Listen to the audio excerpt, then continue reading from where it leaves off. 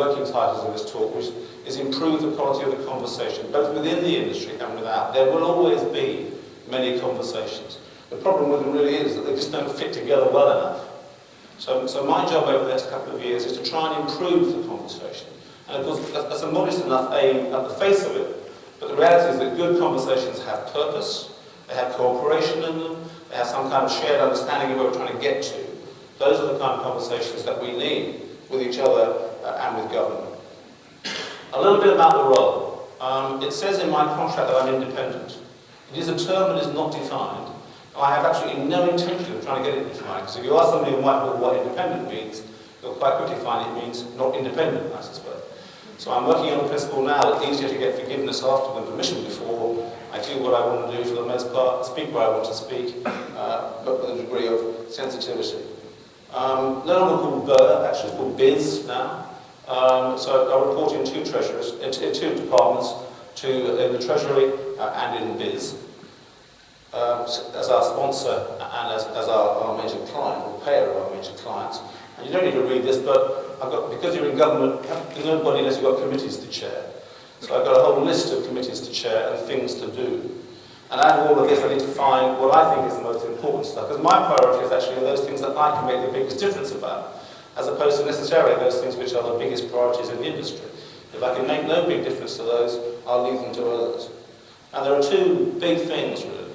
One is public procurement, and the value that we can get out of our industry, and as has already been said by Anthony Oliver's piece in that sort of opening film, more for less. Because you hear it over and over again inside government. We have to get more for less. And if ever the industry has understood that there is no time for the begging bowl, it has to be now. There is no money. We have to get our return out of improved efficiency. And on the other side, carbon reduction. And I'm going to talk a bit about that. And on the face of it, this is a bit like riding two circus horses with a foot on each. And so the important thing to me was to actually bring them together into a single subject. And I'd like to propose to you that if we use carbon as a clear target, which has the benefit of being far more understandable and far more clear and far more pursuable than a broader understanding of sustainability, where I've seen anything up to 47 measures of what sustainability is. You can always find one to tick. But carbon and the challenge of carbon is clear. And actually it is currently the language through which every government department is seeing its challenges. It's therefore the language through which we should speak. So if you learn one thing sitting in government, you have to be talking in the language of government's own priorities to get a hearing. So when we talk through the prism of carbon and the contribution that we can make to carbon reduction, then at least we're on the same page. So all the old stuff remains, as I said. Nothing goes away in this life. So all the issues of health and safety and the quality of our product and innovation and investment and integration and so on, that all remains. There's now this new big thing, this big new driver for change, about which I'd like to say a few words. And it's this thing, carbon, here with a couple of mates from oxygen. I don't think I appreciated until I took on the job in December, just actually how much enshrined in legislation is the obligation to reduce carbon in the economy. The Climate Change Act now makes it a matter of law that we will reduce CO2 emissions to a given profile. So there is both an overall task, there's a broad programme for it, and there's a broad understanding of how it will be achieved.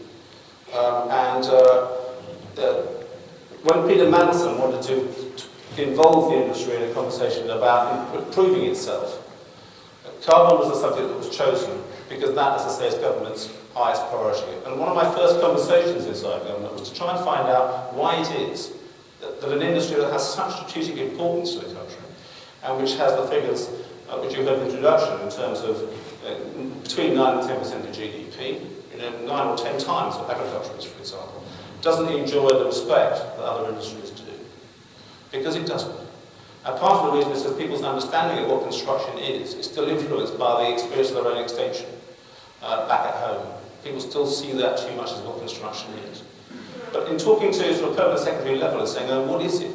Why is it that you love the automotive industry and the space industry, who had a big report launched yesterday and so on? What is it about there? And the best answer I can get, which is a synthesis of what's said to me, is that you don't look like an industry that has a plan for your own future, which is kind of depressing. And again, I think this is a communications thing. You know, we don't have a sufficiently focused plan, in truth. We have a whole series of objectives like integration and the like that we're not really pursuing aggressively enough. We don't have a plan for how to get there. And so what's being commissioned is a so-called innovation and growth team study, which has previously been done for automotive and biomedical sciences, and as I say yesterday, space.